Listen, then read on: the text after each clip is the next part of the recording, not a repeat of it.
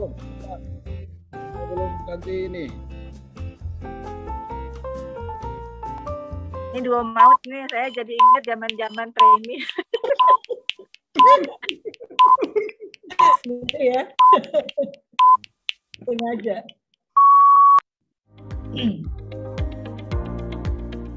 Belum. Sorry Mas Bram, baru selesai rapat sama biasa Ibu Rektor lah. Beda lah kalau pejabat mah, beda. Jahat.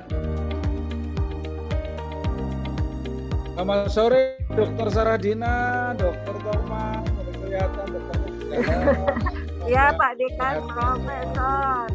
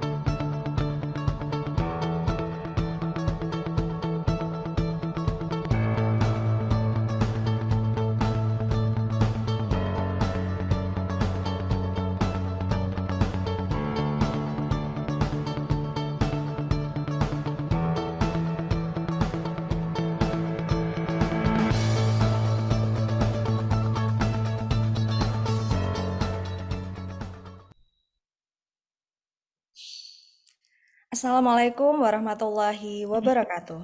Waalaikumsalam warahmatullahi wabarakatuh. Selamat sore dan selamat datang di ASOGI seri ke-13. Apa saja kutanya Himpunan Onkologi Ginekologi Indonesia. ASOGI merupakan webinar online series yang diselenggarakan oleh HOGI dan menjadi wadah diskusi seputar permasalahan dan kasus terkait onkologi ginekologi. Dan kami hadir setiap hari Rabu menemani sore Anda mulai pukul 15.30 sampai 16.30 waktu Indonesia bagian Barat. Berjumpa lagi dengan saya, Dr. Hoirunisa, yang akan menjadi MC pada acara sore ini. Dan seperti biasanya, selama 1 jam ke depan, kami akan kembali menghadirkan diskusi interaktif santai bersama para narasumber yang tentunya pakar di bidangnya. Selamat sore dan selamat mengikuti kepada para rekan sejawat dokter dan SPOG sekalian. Dan seluruh peserta yang hadir akan mendapatkan sertifikat ber-SKPID, dan untuk kehadiran peserta akan tercatat secara otomatis melalui sistem Zoom. Selama acara, kepada seluruh peserta, kami harapkan dapat mengajukan pertanyaan baik secara langsung kepada narasumber dengan menekan tombol raise hand terlebih dahulu atau dapat menuliskan pertanyaannya di kolom Q&A yang telah kami sediakan. Dan sore ini sudah hadir 2 narasumber kita yang akan berbagi ilmu dan pengalaman pada ASOGI seri ke-13 ini. Izinkan saya memperkenalkan para narasumber kita sore ini. Yang pertama, Dr. Saradina, spesialis obstetri ginekologi konsultan, selaku konsultan onkologi ginekologi dari Fakultas Kedokteran Universitas Sumatera Utara, Medan. Selamat sore, Dokter. Selamat sore, Dr. Nisa. Assalamualaikum warahmatullahi wabarakatuh. Waalaikumsalam. Dan narasumber kita yang kedua yaitu Dr. Nugraha Utama Pelupesi, spesialis obstetri ginekologi konsultan, selaku konsultan onkologi ginekologi dari Fakultas Kedokteran Universitas Hasanuddin Makassar. Selamat sore, Dokter. Selamat sore, Dokter juga. Dan jalannya diskusi ASOGI seri ke-13 sore ini akan dimoderatori oleh Profesor Dr. Yudi M. Hidayat, spesialis obstetri ginekologi konsultan, selaku konsultan onkologi ginekologi dari Fakultas Kedokteran Universitas Padjadjaran Bandung. Selamat sore, Prof. Yudi. Sore, bisa. Selamat sore semuanya. Assalamualaikum warahmatullahi wabarakatuh. Waalaikumsalam. Dan untuk tema yang dibawakan pada ASOGI seri ke-13 sore ini adalah peran histerektomi pada gestational trophoblastic disease, di mana kasus-kasus dengan GTD ini yang mana yang harus diterapi dengan histerektomi, kapan histerektomi sebaiknya dilakukan pada kasus GTD akan didiskusikan lebih mendalam pada ASOGI seri ke-13 sore ini. Namun sebelum memulai diskusi ASHOGI, terlebih dahulu kita akan menyimak sambutan oleh Ketua HOGI sekaligus akan membuka acara sore ini kepada Dr. Duta Brahmana Askanda, spesialis obstetrik ginekologi konsultan. Kami persilahkan. Terima kasih, Dr. Koirunisa. Assalamualaikum warahmatullahi wabarakatuh. Selamat sore. Yang saya hormati para peserta acara ASHOGI ini, mungkin beberapa masih baru pertama kali ikut, beberapa sudah ikut setiap minggunya. Jadi saya berterima kasih pertama-tama pada sahabat saya ini, Prof. Yudi. Beliau di tengah kesibukan sebagai Dekan Fakultas Kedokteran UNPAD menyempatkan menjadi moderator. Terima kasih, Prof. Yudi. Ya. Sama-sama. Kemudian Dr. Saradina, kemudian ada Dr. Nugraha. Jadi yang memberikan ini, yang menjadi narasumber dan moderator ini expert dari multi-center di setiap minggunya. Jadi ada dari Medan, ada dari Makassar, ada dari UNPAD pada kali ini. Kemudian minggu-minggu selanjutnya juga demikian. Topiknya sangat menarik mengenai histerektomi pada penyakit trophoblas gestasional. Mudah-mudahan bisa kita manfaatkan, menambah wawasan kita. Terima kasih saya ucapkan kepada Bu Sekjen, Dr. Taufan Widya Utami, yang selalu mengawal acara ini setiap minggunya, berarti nanti setahun 52 kali begitu ya. Terima kasih banyak Dr. Taufan. Terima kasih semua panitia, Dr. Koirunisa, Dr. Birama, Mbak Lucy, Mas Alan, tidak mudah menyiapkan acara yang berkesinambungan setiap minggunya. Mudah-mudahan dapat kita manfaatkan bersama. Kalau ada masukan, kita sangat terbuka demi perbaikan acara ASHOGI di acara-acara yang mendatang. Kurang lebihnya saya mohon maaf bila ada kekurangan. Mudah-mudahan acara lancar dan bermanfaat bagi kita semua. Dan satu hal, mudah-mudahan tidak ada yang terkena COVID, kalaupun ada, segera diberikan kesembuhan oleh Allah Subhanahu wa Ta'ala. Terima kasih. Wassalamualaikum warahmatullahi wabarakatuh. Waalaikumsalam warahmatullahi wabarakatuh. Terima kasih Dr. Brahmana atas sambutannya. Baiklah, untuk selanjutnya adalah ASHOGI yang akan langsung dipandu oleh moderator kita sore ini kepada Profesor Dr. Yudi M. Hidayat, spesialis obstetrik ginekologi konsultan. Kami persilahkan. Terima kasih, Dr. Nisa. Assalamualaikum warahmatullahi wabarakatuh. Yang saya hormati Ketua HOGI, Dr. Brahmana, Bu Sekjen, Dr. Taufan, dan para pembicara, para anggota sekalian. Pembicara tidak asing lagi, nggak usah diperkenalkan, dari ini mas semi artis, pembicaranya Dr. Brahmana ya. Dr. Saradina dari Medan, orang sudah tahu lah, siapa tidak kenal Medan, begitu Bung. Sama satu lagi Dr. Nugraha, ini bujangan dari Makassar, ini orang sudah tahu. Bujangan lagi. Udah bujangan lagi ya? Apa bujang juga apa-apa, Prof. Ya, selamat sore. Kita santai Bro, aja. Bro. Kita santai saja membahas tentang trophoblas gestational trophoblastic disease. Di sini peranan histerektomi yang akan dikupas tuntas oleh para pembicara ini. Sedikit saya mungkin akan slide share dikit ya, supaya untuk membuka, bisa dilihat di sini ya. Sudah tampak Dr. Nisa ya? Sudah, Prof. Jadi ASHOGI, peranan histerektomi pada GTD. Kalau kita berbicara GTD, gestational trophoblastic disease, artinya penyakit-penyakit yang originate-nya kan dari sel trophoblas gitu ya. Ada yang disebut benign trophoblastic disease, mola dan kawan-kawan. Ada yang malignant trophoblastic disease yang kita kenal dengan PTM ya. Kalau di Jakarta PTM, penyakit trophoblas maligna, atau gestational trophoblastic tumor. Nah, nanti akan dibahas. Kalau kita bicara trophoblas ada 3 komponen nih. Syncytiotrophoblas, intermediate trophoblastic cell, sama cytotrophoblas. Kita tahu persis bagaimana trophoblas ini atau mola ini atau gestational trophoblastic tumor itu dengan proliferasi dari sickle cell. Nah, nanti akan dibahas apakah perlu histerektomi. Kalau kasus begini mungkin Dr. Dina juga nggak akan kontroversi. Angkat saja. Tapi kalau begini dia histerektomi, ada nggak kira-kira peranan histerektomi cukup dengan begini? Artinya kalau berbicara trophoblast sebagai systemic disease, nanti akan dibahas semuanya. Untuk mempersingkat waktu saja, langsung saja pembicara pertama, Dr. Saradina ya? Boleh. Atau dokter, kalau sesuai jadwal kan Dr. Saradina ya? Dr. Disa? Ya. Jadi Dr. Saradina ini dari Medan, nggak usah diperkenalkan lagi. Beliau memang ekspertisnya sudahlah ahli seluruh kanker di Medan, pada kenal semua lah. Nama Dr. Saradina, beliau adalah staf di Fakultas Kedokteran Universitas Sumatera Utara, Divisi Onkologi Ginekologi. Untuk lebih mempercepat waktu, silakan Dr. Saradina. Ya, terima kasih Prof. Paparannya. Ya, terima kasih Prof. Yudi. Assalamualaikum warahmatullahi wabarakatuh. Yang saya hormati Ketua HOGI, moderator Prof. Yudi, Dr. Nugraha, dan para teman sejawat yang hadir pada sore hari ini. Sebelum kita memasuki apakah histerektomi dapat dilakukan pada penyakit trophoblast ganas, mungkin kita harus memulainya dengan terminologi dulu, ya, bahwa penyakit trophoblast itu terbagi dua. Tadi sudah disampaikan Prof. Yudi, ada yang jinak, yaitu penyakit trophoblast disease, ya istilahnya GTD, dan ada yang ganas, ya, yang kita sebut dengan GTN. Nah, yang termasuk dalam GTN ini adalah invasive mole, choriocarcinoma, PSTT, placental trophoblastic tumor, dan epithelioid trophoblastic tumor, ya.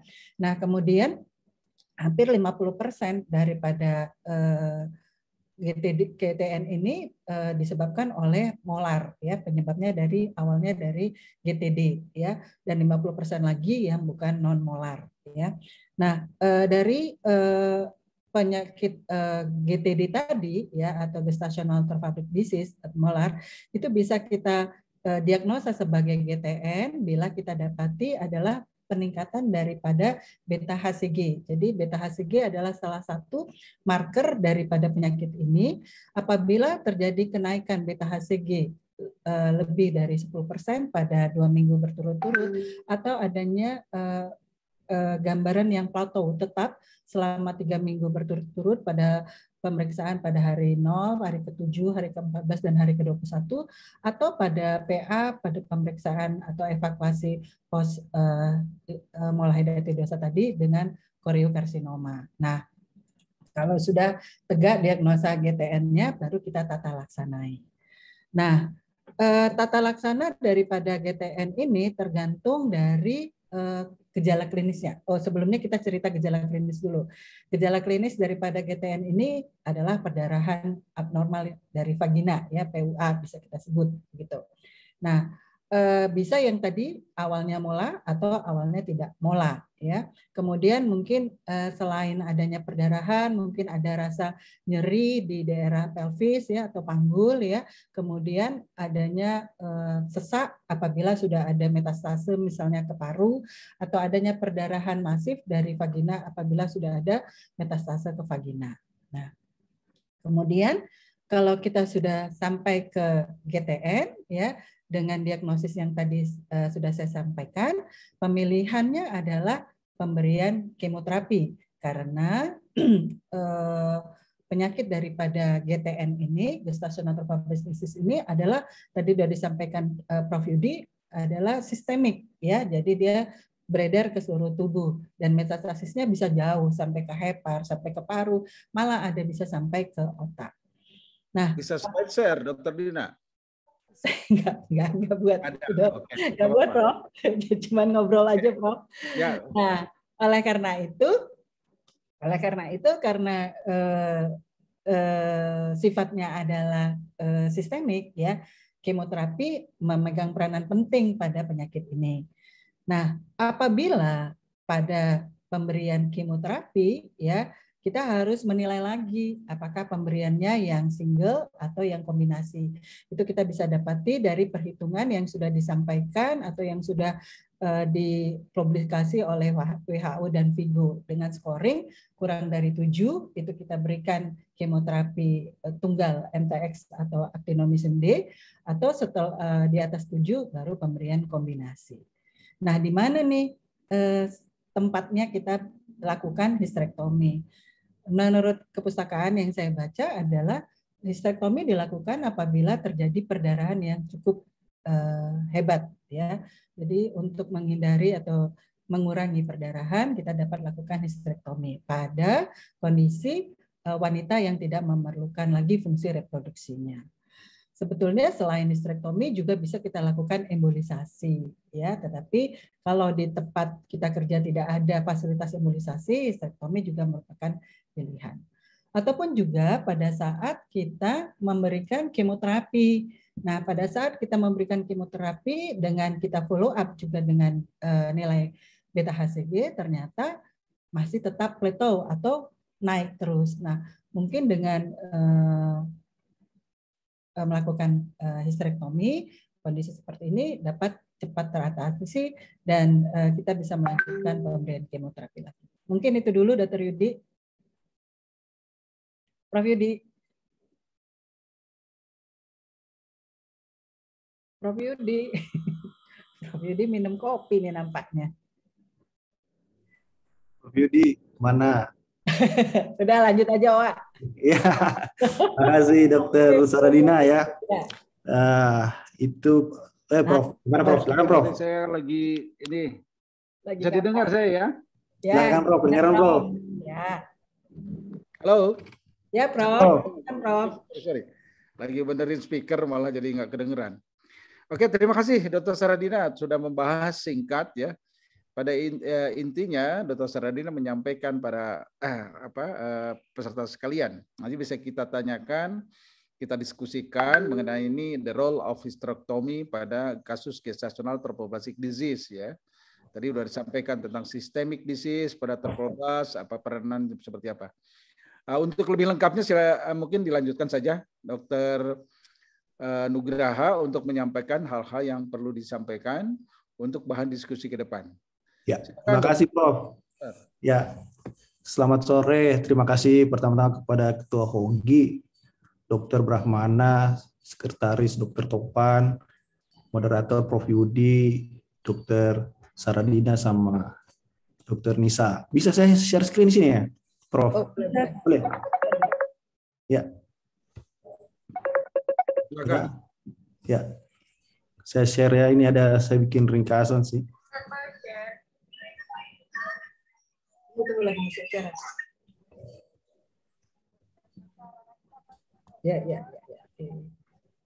Ya, ini tadi sudah disampaikan sama Prof. Yudi, cuman ini sedikit catatan saja.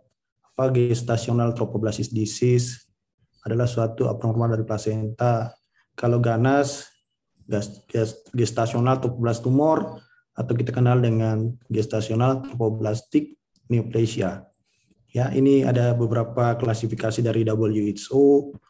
Benign-nya biasa kita kenal dengan mole. Kalau malignant ada invasi, mole, korio, dan PSTT atau epitelioid. Ya, ini faktor risikonya, umur, terutama orang-orang Asia ya. Mungkin di Bandung lebih banyak ya. Mungkin maaf ya Prof. Di sana banyak kasusnya ya, makanya sering bilang center of mole gitu kira-kira ya Prof. Makanya kita banyak belajar dari Bandung dan di tempat-tempat kami juga banyak ya, makanya banyak penelitian tentang mole. Guru kita Prof. Andriono meneliti tentang mola juga, bagaimana pemberian vitamin A. Ya, ini gejala klinisnya. Ini secara gambaran histopatologi apa bedanya mole komplit sama parsial. Ada yang utama yaitu kalau kita periksa kromosom, ada yang diploid sama triploid ya. Ini patologinya, ini kita mengamati bagaimana evakuasi mola, kita lihat beta HCG, diobservasi, pemeriksaan fototoraks berapa kali dan sebagainya. Terus kita lanjut dengan kemoterapi. Ya, ini bagaimana follow up beta HCG, penanganan dari mola sendiri, kita lihat dari monitor data follow up dari beta HCG-nya. Ya, ini ada stadiumnya, ada stadium 1, 2, 3, dan 4. Ya, yang satu pada uterus, 2 masih uterus tapi sudah ke aneksa, vagina, sama jaringan sekitarnya, 3 yang paru, dan 4 sampai 4 lainnya. Jadi pemberian kemoterapi kita pakai scoring WHO. Ya, itu ada yang kurang dari 7, satu lebih dari 7 yang low risk sama high risk. Ya, ini juga tadi. Ya ini ada salah satu patokan kadang-kadang kita memakai pada NCCN dengan pemeriksaan semuanya seperti biasa, darah, fototoraks, fungsi hati, fungsi tiroid ya. Cuma kita ketahui bahwa di penyakit mola juga selain itu ada seperti hipertiroid ataupun preeklamsi. Ada juga pemeriksaan anti resus negatif. Rupanya namanya kita bisa lakukan dilatasi dan kuretase, atau paling aman ya dilatasi dan evakuasi, ceritanya pakai kuret suction. Atau kalau dia sudah punya anak cukup, umurnya sudah di atas 40, dilakukan histerektomi sama salpingektomi, baru dilakukan pemeriksaan lainnya. Ya, dikontrol. Ini yang kita punya biasanya. Begitu juga ada namanya mola persisten atau persisten postmola. Ada kalau grafiknya dia tidak turun, dia menaik ulang, atau dia meningkat 10% dalam kita observasi beta HCG, kita lihat apa yang kita melakukan. Kita bisa dengan USG Doppler atau lakukan dengan pemeriksaan Vigo. Ya itu. Kita lihat scoringnya 7 atau kurang dari 7. Ya, ini kalau dia scoring lebih dari 7 atau sama dengan 7 atau stadium 4 yang tadi, katanya, ini akan saya tidak pernah lihat, saya nggak tahu kalau Prof. Yudi atau Dr. Brahmana atau Dr. Topan, Dr. Sardina, kalau meta otak bisa diberikan kemoterapi ataupun radioterapi, biasanya stereotaktik. Yang saya tahu ada di Jakarta ya, di Makassar nggak ada, cuman kita hanya tahu teorinya aja. Terus kalau metastasisnya biasa kita lakukan dengan pemberian kemoterapi. Ya, ini gambarnya. Ya, ini yang malignans juga, tapi dia berasal dari sel-sel intermediate trophoblastic, artinya dari sel-sel sitotrophoblas. Makanya kadar beta HCG-nya tidak tinggi, maka hanya kadar human placental lactogen HPL ya yang tinggi ya. Nah, itu dilihat kalau umpamanya dia terapi utamanya adalah kalau non metastatik kita lakukan histerektomi. Ya, ini biasanya berasal dari kuret ya. Ataupun dilakukan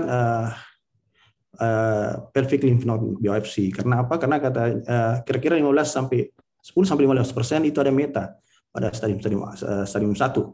Tetapi kalau dia sudah ada metanya, dilakukan histerektomi, salpingektomi, dan kita eksisi daerah metastasisnya. Ya, tentunya tidak semudah ini kalau biasanya orang lakukan hal ini. Ada namanya penyakit mola, itu bukan momok, kadang-kadang kita kuret saja perforasi. Kedua biasa perdarahan. Ya, ini cuman kalau kita lihat dari hasil PA-nya. Jadi kapan dilakukan, seperti Dr. Saranina bilang tadi, kapan dilakukan histerektomi? Ya, biasanya pada pasien-pasien perdarahan. Kalau pasien sudah cukup anak, ya tergantung juga hasil PA-nya. Ya, kira-kira itu saja Prof yang saya bisa sampaikan. Makasih Prof.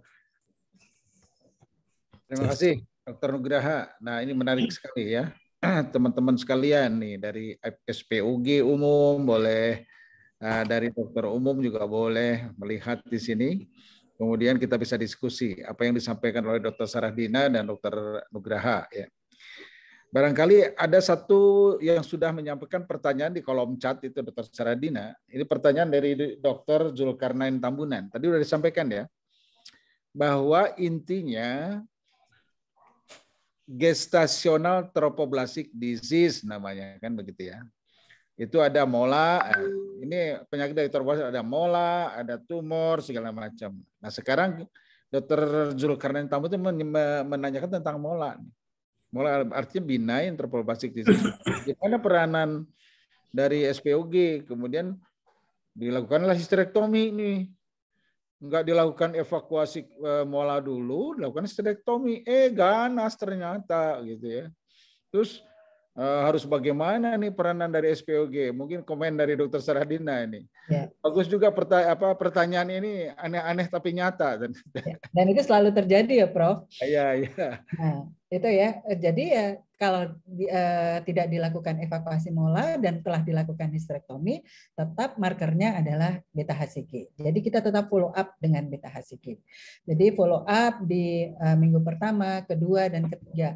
Kemudian kita lihat apakah dia menurun atau tidak kadar beta HCG-nya. Kalau menurun, kita bisa follow up lagi sampai 6 bulan.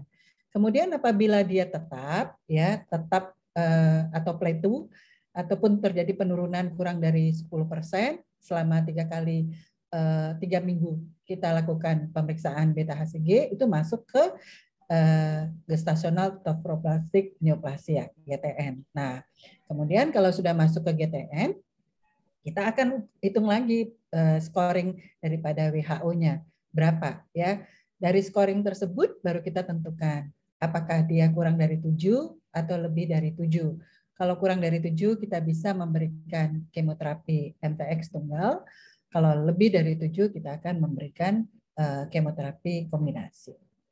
Mungkin itu jawaban saya, Prof. Oke, Dr. Nugraha barangkali bisa memberikan tambahan.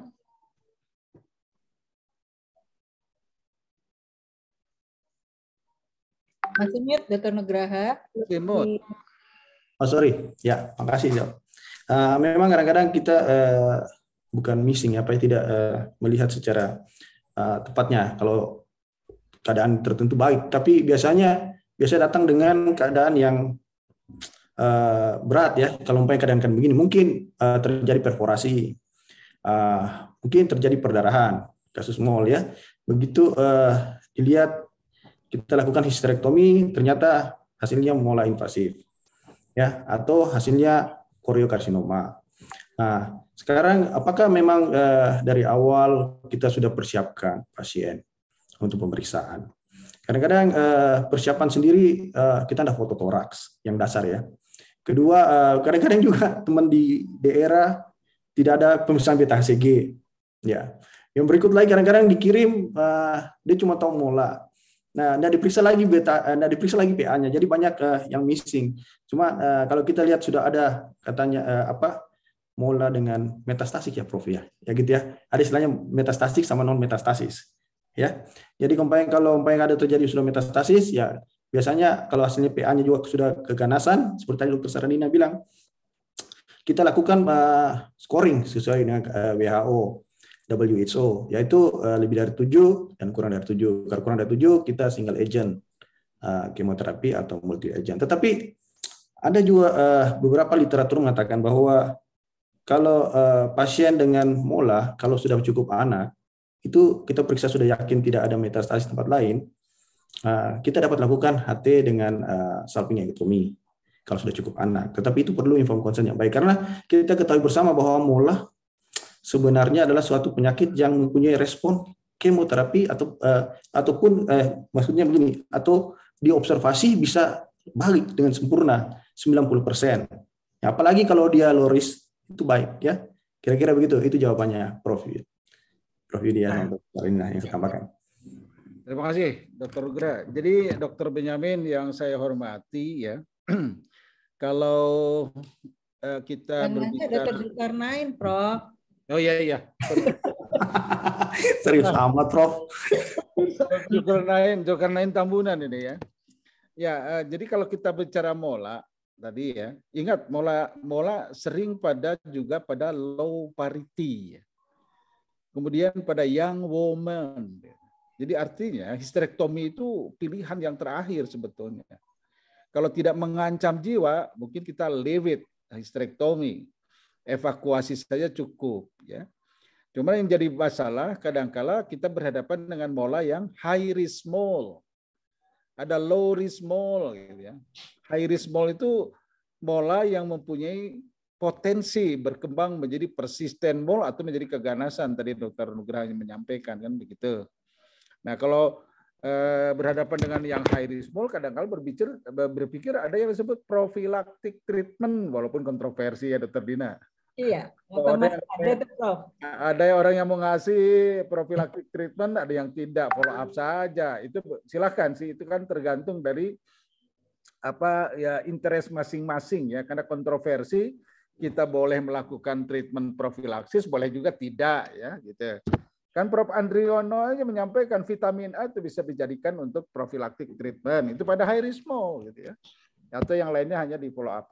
Jadi intinya betul-betul tadi disampaikan oleh Dr. Dina dan Dr. Nugraha, kita betul-betul harus step by step ya. Kalau mola sebaiknya mungkin kita lakukan evakuasi. Tapi kalau pasiennya menginginkan histerektomi, ya dengan konseling atau dengan penjelasan yang baik ya. Nah, ketika berhadapan dengan ternyata ganas, kita tahu persis bahwa gestational trophoblastic tumor itu systemic disease. Jadi operasi nggak cukup. Tadi Dr. Saradina menyampaikan kemoterapi sama Dr. Nugraha ya. Jadi itu saja ya. Ada pertanyaan lagi nih. Ya, mudah-mudahan Dr. Zulkarnain Tambunan bisa mengerti ya apa yang disampaikan oleh dua pembicara yang tidak asing lagi lah, ekspertisnya sudah di internasional sudah sampai, kayak Dr. Dina juga internasionalnya Medan sudah nyampe tuh. Pertanyaan dari Dr. Berry Eka Parda nih ya. Izin bertanya, setelah berapa kali follow up beta HCG dengan hasil plateau, baru kita melakukan histerektomi, apakah bisa kita coba kemoterapi? Nah, coba ini pertanyaan begini, mungkin lihat di chat ya, kolom chat ya. Silakan Dr. Dina. Ya, jadi bagus nih Prof ya. Jadi dia sudah tahu ini harus memfollow beta HCG. Kemudian harus sampai kapan dia memfollow-nya. Jadi itu balik lagi. Jadi kita follow up beta HCG itu harus kita lihat grafiknya, apakah dia naik, turun atau tetap. Ya, jadi kalau dia tetap ya, jadi penurunannya kurang dari 10% atau naiknya juga terus ya, itu kan kita masukkan ke trophoblastic neoplasia. Ya, nah jadi histerektomi tadi pilihannya apabila plateau setelah kita memberikan kemoterapi ya, kemudian memang ibunya tidak menginginkan anak, jadi fungsi fertilitasnya memang tidak diinginkan, atau dengan klinis yang sangat jelek, misalnya terjadi perdarahan. Satu lagi tadi PA-nya itu PSTT atau ETT ya, itu baru pilihannya mungkin kita lakukan histerektomi. Tetapi kalau misalnya kita masih memberikan kemoterapi tunggal, kemudian kadar beta HCG-nya tidak menurun ya ataupun plateau, kita masih bisa masuk ke pemberian kemoterapi kombinasi. Jadi bukan langsung histerektomi mungkin. Itu jawabannya, Prof. Ya, terima kasih Dr. Dina. Dr. Nugraha, kayaknya Ya, terima kasih Prof.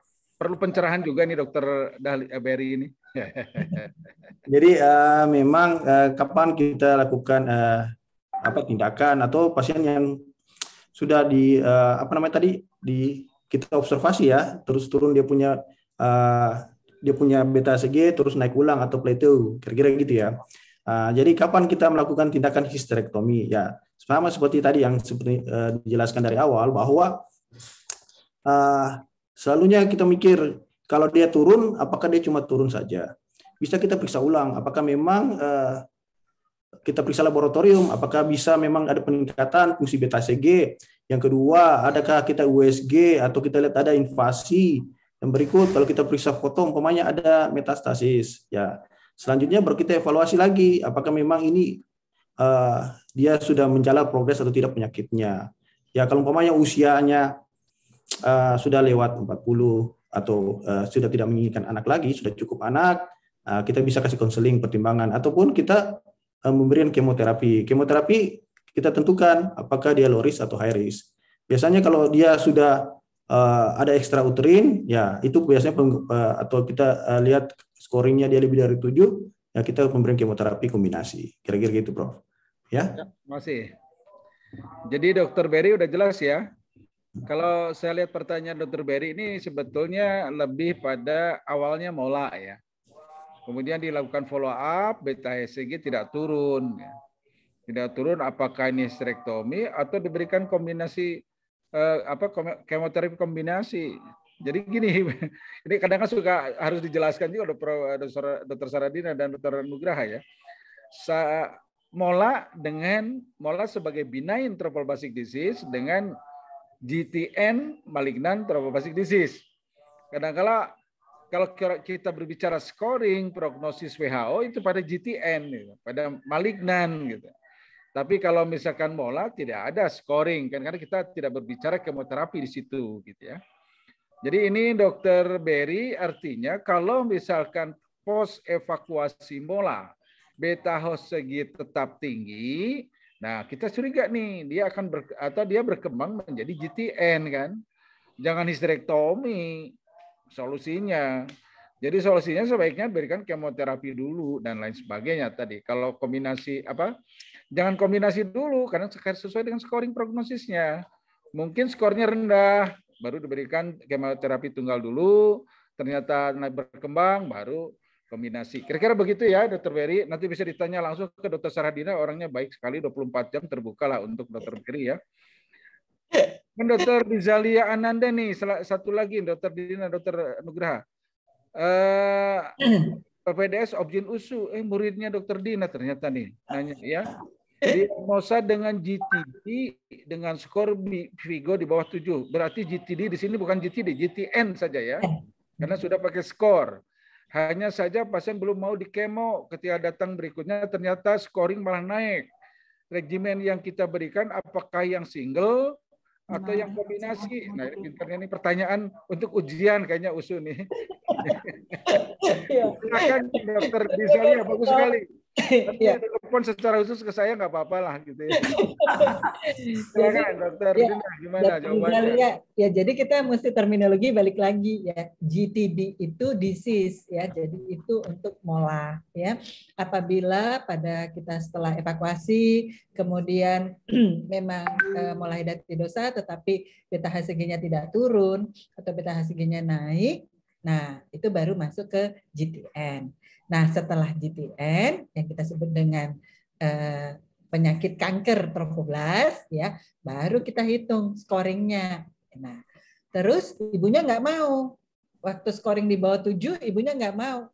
Kemudian dia datang ya scoringnya naik di atas 7. Ya. Tetap kita berikan kombinasi sesuai dengan scoring ya. Jadi nggaklah kita balik lagi, oh kasih yang tunggal dulu gitu karena udah pernah kita diagnosa dia dapatnya di bawah 7 gitu. Enggak. Jadi ya tetap aja kita mulai scoring lagi dan scoringnya bila di atas 7 kita kasih yang kombinasi. Mungkin itu ya. Oke. Dr. Nugraha.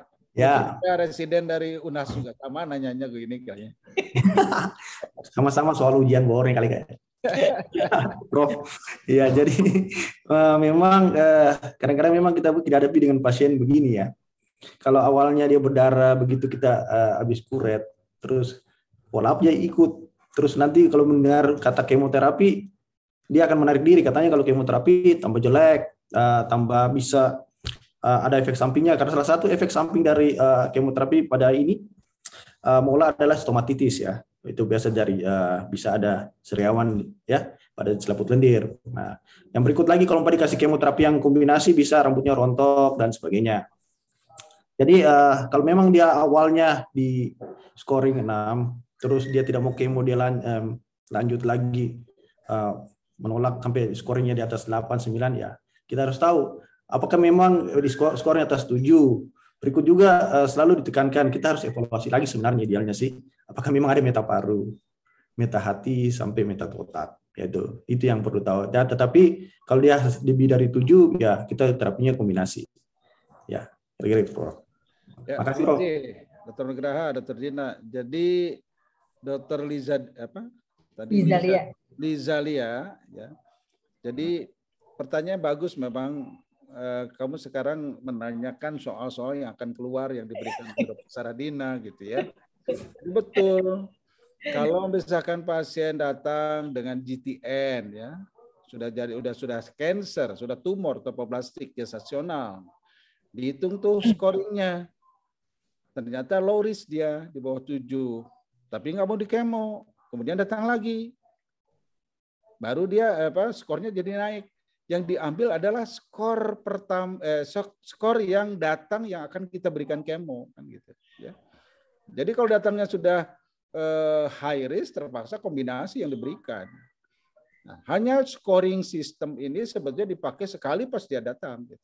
Kalau selanjutnya dia misalkan nggak turun-turun, ya beda lagi diagnosanya. Persisten atau dia resisten terhadap kemoterapi yang kita berikan. Kira-kira begitu ya, ini bocoran soal memang ini.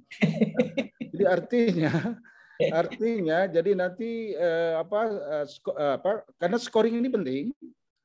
Jadi bedanya di trophoblastic disease tumor ya, stadium tidak langsung berhubungan dengan prognosis. Yes. Jadi stadium 3 bisa jauh lebih baik prognosanya dibanding stadium 2 yang metastase vagina dengan pendarahan berbagai banyak. Ya. Makanya dibuatlah scoring prognosis. Ya, itu mungkin tambahan supaya nanti bisa menjawab soal apa yang disampaikan soal oleh Dr. Dina dan Dr. Graha ya. Iya, Prof. Ini dari Dr. Irwin. Nah, ini bagus juga nih. Dr. Nisa sampai jam berapa kita, Dr. Nisa? Sampai 4:30, Prof. 4:30. Oke, masih banyak waktu ternyata. Dr. Irwin. Dari Dr. Irwin nih, apa keuntungan histerektomi atau reseksi massa ya sebelum kemoterapi?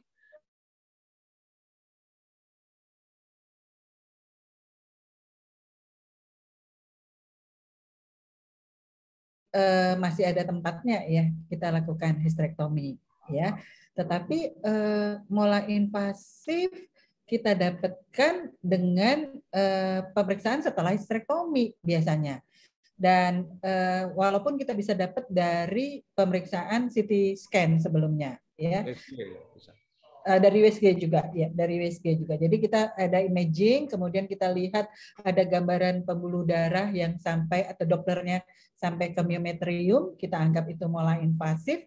Histerektomi juga merupakan salah satu penanganan apabila ibunya tidak memerlukan fungsi reproduksinya. Jadi balik lagi, karena bagaimanapun yang namanya GTN ini dianggap sensitif terhadap kemoterapi, kecuali PTT dan ETT tadi.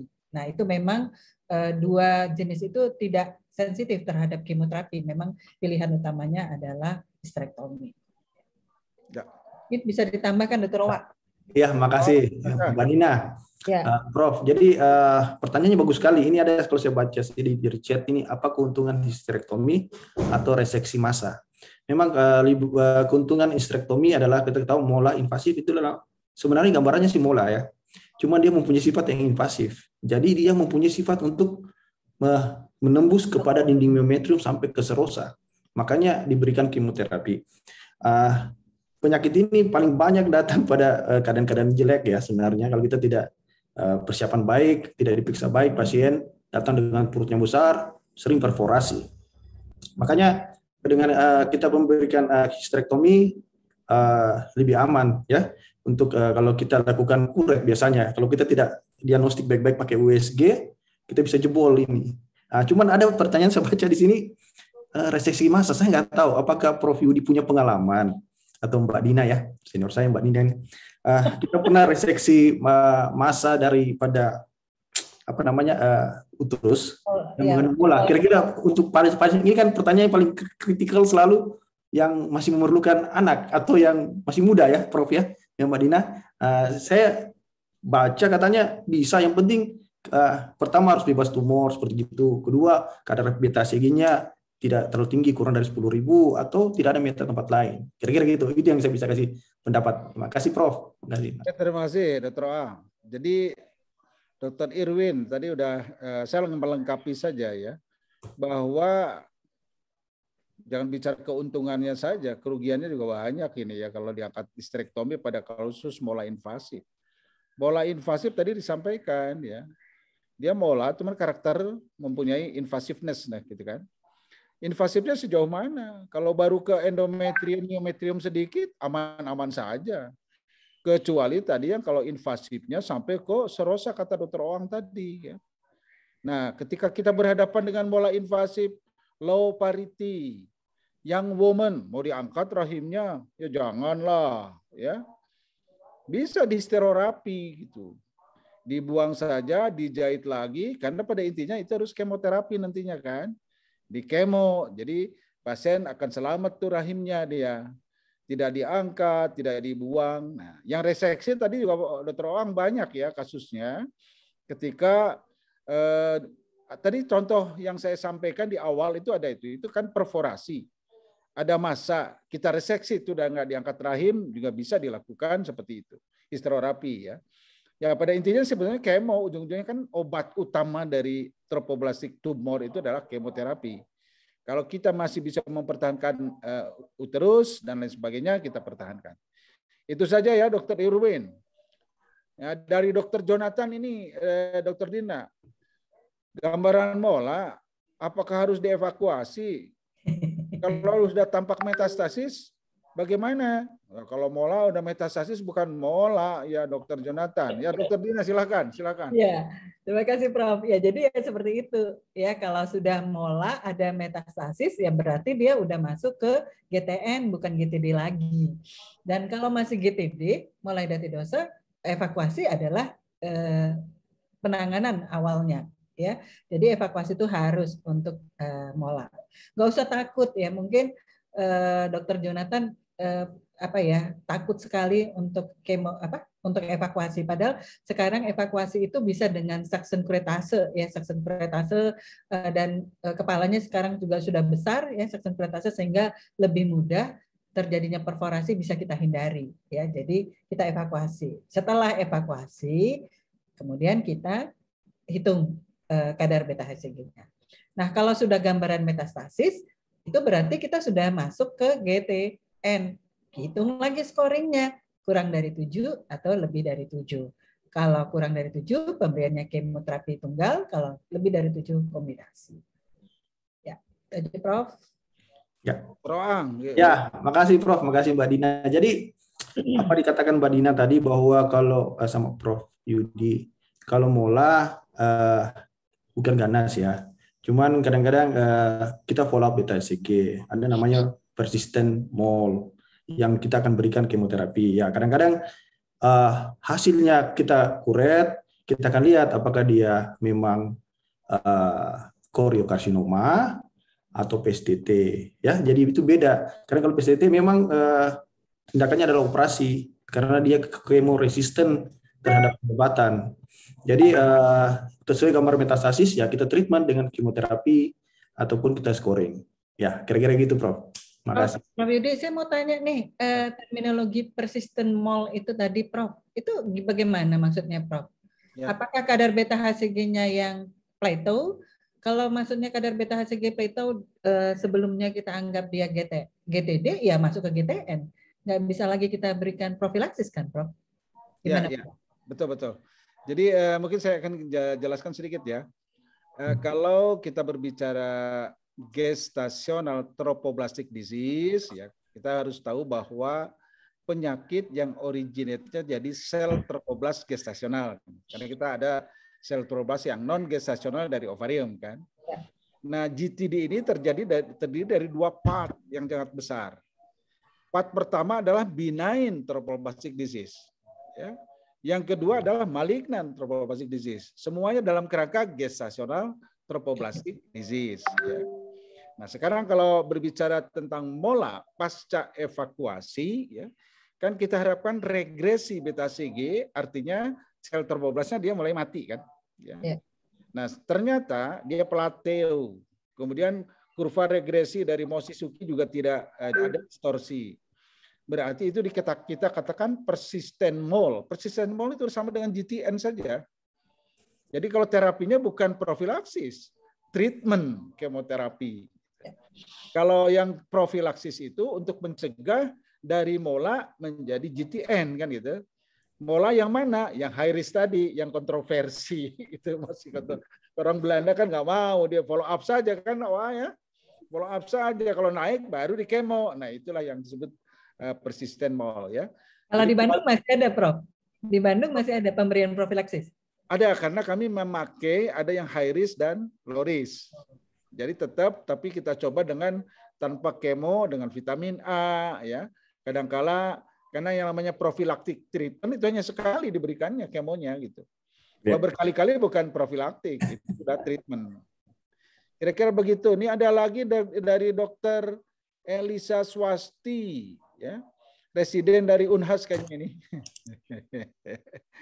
Gantian, tadi dari USU, sekarang dari Unhas. Tentang kemosensitif, apakah prognosanya baik, Dok? Bagaimana mengenai rekurensi? TTG termasuk kemosensitif, gitu, Dokter Dina. Ya. Oh, ya. Sensitif, baik. Nah, apakah prognosanya baik? Nah, ya baik kalau sensitif. Rekurensinya bagaimana? Nah, coba. Bisa saja.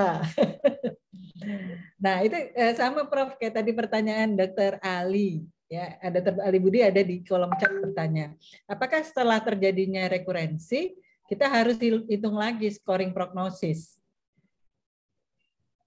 Gimana Prof? Kalau kami di Medan tetap kami hitung lagi scoring prognosis apa pemberian kemoterapinya, tidak langsung ke kombinasi karena dia sudah rekurensi. Gimana Prof? Nah, sebetulnya gini, kalau dari segi penghitungan juga akan naik ya. Kalau recurrence berarti ada failed kan kemoterapi kan. Pasti kalau kita hitung jarak segala macam harusnya dia naik. Ya, artinya kalau rekurensi diberikan single agent kemoterapi nggak logik dong. Pasti combine ya. Nah, combine-nya yang mana? Nah, itulah ceritanya lain kan. Misalkan failed-nya dengan sudah kombinasi sebelumnya, kombinasi apa dan sebagainya. Jadi intinya untuk apa menghitung scoring prognosis? Iya kan? Iya kan, coba aja. Coba orang ada. Jadi nggak perlu sebetulnya lagi hitung kan, Prof, langsung ke kombinasi yang berbeda ya pemberian kemoterapinya. Kalau kombinasi berarti high risk dong. Ngapain dihitung-hitung scoring? Mau 9, mau 12, mau 11 sama aja kan kombinasi kemoterapi kan berarti. Ya. Capek-capek kita menghitung scoring. Gimana Dr. Owa? Iya Prof. Jadi memang ya kita tahu sama-sama ya Prof. Artinya begini, kalau si kasus GTN apalagi low risk itu kan bagus prognosisnya. Ya. Kalau high risk yang itu maksudnya kadang-kadang apalagi yang tipe khusus yang seperti PSTT atau epithelial itu kan kurang bagus prognosisnya. Ya, memang sangat kemosensitif pada kasus-kasus low risk. Sekarang bagaimana dengan rekurensi ya? Kalau rekurensi tadi Prof bilang nggak perlu hitung lagi dia punya scoring. Scoring. Kita ganti dengan regimen lain. Ya, memang ada beberapa literatur mengatakan bahwa diganti dengan regimen lain lagi. Kalau umpamanya terus kita evaluasi lagi beta HCG-nya, mungkin 2-3 kali dalam 2 minggu ya atau 3 minggu. Ya memang itu yang kita perhatikan. Tetapi pada prinsipnya sih kalau yang kemosensitif bagus, kecuali yang pada high risk. Ya itu Prof. Oke. Tapi saya tahu terminologi rekurensi pada molar sama Prof dengan setiap yang lain Prof. Di scoring itu kan juga ada ya Prof, Dr. Owa. Di situ ada ditanyakan previous fail kemoterapi. Jadi itu kalau dia single drug nilainya 2, kalau dia lebih dari 2 udah kombinasi nilainya 4. Jadi pasti udah lebih tinggi lah walaupun kita hitung tetap pasti tinggi lebih dari 7. Jadi untuk apa dihitung ya? Supaya pandai menghitung, Prof. Itu registrasi penelitian, Prof. Oke, ini kita masih punya waktu berapa menit? 10 menit lagi nih, Dr. Dina sama Dr. A. Jadi dari Dr. Andika nih ya. Apabila terjadi molar parsial mole nih ya, dilakukan suction curettage ya, kesulitan apakah boleh langsung kuret tajam? Nah, ini nggak apa-apa kita jawab, ini yang praktis-praktis seperti ini yang kita harus jelaskan pada teman-teman SPOG ya. Silakan Dr. Dina. Pemilihan tumpul dan tajam tadi, tumpul itu kan oleh karena distensi yang sangat distensi yang sangat besar daripada uterus sehingga dinding uterus menjadi lebih tipis ya, yang kita takutkan akan terjadi perforasi. Tapi bolehkah mempergunakan kuret tajam? Boleh-boleh saja, asal kita yakin kita tidak menjebolinya, tidak menyebabkan menjadi perforasi ya. Nah, sekarang ini tadi sudah saya sampaikan, sekarang ini suction curettage kita cukup baik ya, berbeda zaman-zaman dulu yang kadar suctionnya itu terlalu lemah sehingga susah kita mensuction. Kalau sekarang tabungnya sudah besar, kanulnya juga sudah besar sehingga sudah melakukan suction curettage itu cukup baik. Jadi boleh saja asal kita bisa menghindari terjadinya perforasi. Dr. Owa, ada pendapat? Ya begini, sebenarnya Anda bisa kalau mengatakan ya bahwa kalau molar kan ada complete mole sama partial mole. Kalau complete mole biasanya kita lakukan di induksi ya Prof ya. Ada melakukan pakai induksi katanya. Tapi kalau induksi pada complete mole ya boleh-boleh saja. Tapi ingat pada usia kehamilan 14 minggu, karena di bawah 14 minggu kan belum ada reseptor dari oksitosin kira-kira gitu ya. Tetapi kalau pada parsial itu susah kita lakukan induksi begitu. Makanya dibantu dengan kuret ya. Kalaupun kita punya suction curettage paling bagus. Tapi kadang-kadang ya beberapa rumah sakit di daerah tidak punya suction curettage ya pakai kuret tajam, tetapi dengan sangat hati-hati. Ya kalau saya kemarin lihat di Belanda ya Mbak Dina ya, mereka sambil kuret itu dia pakai guideline-nya USG. apa namanya? USG. Mungkin karena kasusnya jarang, fasilitasnya bagus, jadi enak sekali. Kalau kita di sini, aduh, USG turunin dari Dokter kita juga bisa kok di sini. Oh gitu ya, kayak gitu ya. Kadang-kadang kan USG tidak ada di UK. Ke Belanda ya, Prof. Ya itu aja, Prof. Terima kasih Dokter Dina sama Dokter Oang. Jadi begini ya, Dokter Irwin ya. Kalau kita berhadapan dengan mola, beda kan dengan abortus biasa. Pada mola itu dinding uterusnya itu lebih lunak dibanding yang abortus biasa. Sehingga kalau pada kuretase abortus biasa, kita bisa mengatakan bersih ketika ada bantalan yang keras kan, ya, dengan kuretase tajam. Tapi pada mola itu jangan harapkan ada itu. Ada mencari bantalan yang keras, terus ada mencari-cari, tahu-tahu ke promontorium. Tahu-tahu udah di promontorium tuh, di krok-krok gitu ya. Makanya kenapa pada mola itu dianjurkan untuk suction curettage. Itu filosofinya. Suction curettage. Nah, hanya memang ada beberapa sesudah selesai suction curettage, kemudian diperkuat dengan uterotonika, kita ambil dengan kuretase tajam untuk melihat apakah ini invasif mole atau bukan, kan begitu, ya. Nah, sekarang nggak ada suction curettage. Tadi disampaikan Dr. Oa. Bisa dengan kuretase tajam, tapi penekanannya ini harus hati-hati. Karena tanpa disadari, kalau kita terlalu nekan, terus aja ya dikerok. Sampai myometrium terkerok semua, ya. Salah-salah nanti usus keluar semua tuh, ya. Jadi harus hati-hati. Jadi kalau ada fasilitas suction curettage itu yang dipakai terlebih dahulu dibandingkan kuretase tajam. Itu mungkin ya. Satu lagi ya Dokter Dina, pertanyaan. Jika hasil evakuasi beta HCG dari Dr. Surya Setiawan tiap minggu meningkat pasca histerektomi, apakah perlu konfirmasi dengan pemeriksaan penunjang ataukah langsung kemoterapi kombinasi? Ya. Terima kasih, Prof. Jadi ya tetap saja ya, sebetulnya pemeriksaan penunjang itu diperlukan. Untuk kita menghitung scoring, kita perlu dengan pemeriksaan penunjang.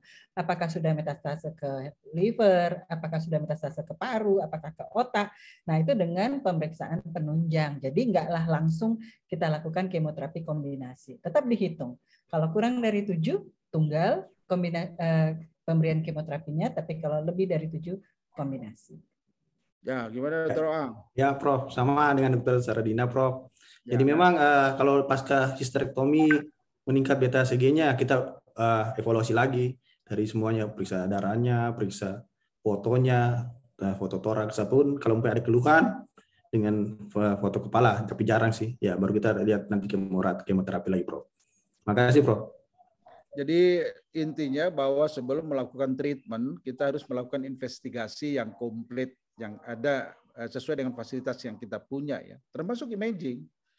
Jadi jangan langsung kemo, padahal kan kita harus melakukan pemeriksaan baik klinis maupun imaging gitu, termasuk CT scan ya dan lain-lain. Jadi harus dilakukan ya sebelum melakukan kemoterapi untuk menentukan scoring yang seperti apa dan sebagainya. Fasilitas harus dilakukan. Barangkali ada statement lain dari teman-teman Hogi ini ya yang sedang memperhatikan kepiawaiannya Dr. Dina sama Dr. Nugraha ini berbicara tentang trophoblastic disease. Dr. Brahmana, Pak Ketua atau Pak Ibu Sekjen? Padahal Bandung loh ini senternya. Siap Prof Yudi, siap, luar biasa Prof Yudi. Ada komen tentang TTG kalau ada dari Bu Sekjen? Mereka bukan. Iya. Jadi memang saya sepakat sekali dengan apa yang sudah didiskusikan tadi sama Prof Yudi, ya, Dr. Dina, Dr. Nugraha. Jadi memang GTD dan GTN ini memang spektrum yang cukup lebar ya. Jadi seorang SPOG non-onkologi seyogyanya bisa masterize ya, bisa piawai dalam manajemen GTD ya, termasuk GTN low risk ya Prof Yudi. Jadi mungkin kita memberikan confidence kepada teman-teman SPOG non-onkologi untuk bisa menata laksana GTN yang low risk ini. Jadi itu sah sebenarnya karena masuk dalam kurikulum pendidikan SP1. Mungkin itu saja Prof Yudi. Jadi memang yang penting adalah diagnosis ya. Kapan sih kita bisa menegakkan satu GTN. Jadi tidak from the beginning tadi ya jelas ya, GTD itu harus dilihat betul-betul apakah memang ini potensi untuk GTN atau tidak, sehingga kita tidak lose pasien karena ini kemoterapinya betul-betul sangat powerful ya, seperti yang disampaikan oleh Dr. Nugraha dan Dr. Dina tadi. Luar biasa diskusinya Prof. Yudi, apresiasi yang sangat tinggi buat diskusi sore ini. Matur nuwun Prof. Yudi, hatur nuhun. Terima kasih Bu Sekjen. Jadi kita sepakat ya Dr. Dina, Dr. Nugraha, bahwa HOGI akan memberikan kewenangan pada SPOG umum. Satu, harus menguasai diagnosis dan treatment dari molar sesuai dengan kurikulum yang diberikan. Jadi molar profilaksis, molar molar high risk, low risk segala macam harus dikuasai oleh SPOG itu sampai treatmentnya. Termasuk kalau harus melakukan histerektomi silakan. Itu ada kompetensi di Anda sebagai SPG umum. Yang kedua, tadi disampaikan Bu Sekjen, low risk GTN harus mampu dikuasai oleh OBGYN umum dan mempunyai kewenangan. Saya keluarkan bukunya, saya keluarkan kompetensi itulah. Kalau perlu tanda tangan oleh Pak Bu Sekjen dan ini ya. Jangan takut lakukan GTN low risk ya. Tapi tentunya karena berhubungan dengan kemoterapi, Anda harus pelajari efek samping dan lain sebagainya tentang kemoterapi. Nah itu nanti HOGI. HOGI akan memfasilitasi, mungkin ada workshop khusus untuk pemberian kemoterapi pada GTN low risk. Nah itu mungkin Bu Sekjen dan Pak Ketua HOGI akan range lah kegiatan itu agar teman-teman di daerah mampu melakukan kemoterapi pada low risk GTN. Demikian. Selanjutnya Dr. Saradina sudah kesibukannya diganggu oleh Bu Sekjen, pasiennya sudah nunggu tuh di situ, banyak sekali tukang beca yang di depan ya. Mudah-mudahan kita oleh Allah selalu sehat. Terima kasih ya Dr. Terima kasih Prof. Terima kasih Mbak Dina. Kembalikan pada Dr. Nisa sebagai Wassalamualaikum warahmatullahi wabarakatuh. Nuhun, Prof. Baik, dari diskusi sore ini dapat kita ambil poin bahwa histerektomi pada GTD dapat dilakukan bila terjadi perdarahan akut pada pasien dan paritas cukup dan bila hasil PA-nya PSTT atau ETT. Dan yang terpenting adalah bagaimana kita menegakkan diagnosis apakah itu benign atau malignan dan kemudian bagaimana scoringnya. Dan tentunya yang paling penting juga adalah follow up ketat kadar beta HCG. Terima kasih kami ucapkan kepada para narasumber kita, Dr. Saradina, Dr. Nugraha, dan Prof. Yudi. Terima kasih juga Dr. Tovan, Dr. Brahmana, dan Dr. Ali Budi Harsono yang juga hadir. Dan tidak terasa sudah 1 jam kita berdiskusi bersama. Tibalah kita pada akhir acara dan semoga materi ASHOGI sore ini membawa banyak manfaat dan pencerahan.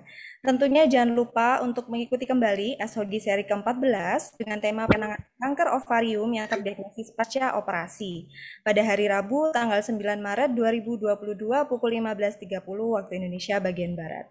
Terima kasih atas perhatian dan atensi semua peserta ASHOGI. Mohon maaf bila terdapat hal yang kurang berkenan selama acara. Sampai jumpa di ASHOGI seri ke-14. Kami undur diri. Wassalamualaikum warahmatullahi wabarakatuh. Waalaikumsalam warahmatullahi wabarakatuh. Terima kasih Prof. Yudi, Dr. Terima kasih Dr. Owa, Prof, Dr. Saradina, Dr. Tovan, sehat-sehat semua ya. Amin, Dr. Brahmana. Lucy, makasih Dr. Nisa juga, makasih ya Dr. Nisa. Oh, Dr. Mbak Dina, sehat-sehat ya. Sampai jumpa lagi di acara HOGI. Sampai jumpa. Ya, makasih. Jangan bosan-bosan ya. Enggak apa-apa ya. Bahwa ya, makasih.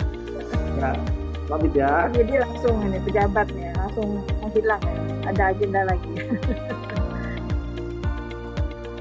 Ali Budi, makasih ya. Makasih. Makasih, Dr. Tovan. Makasih, Dr. Nisa, semangat dan sehat selalu.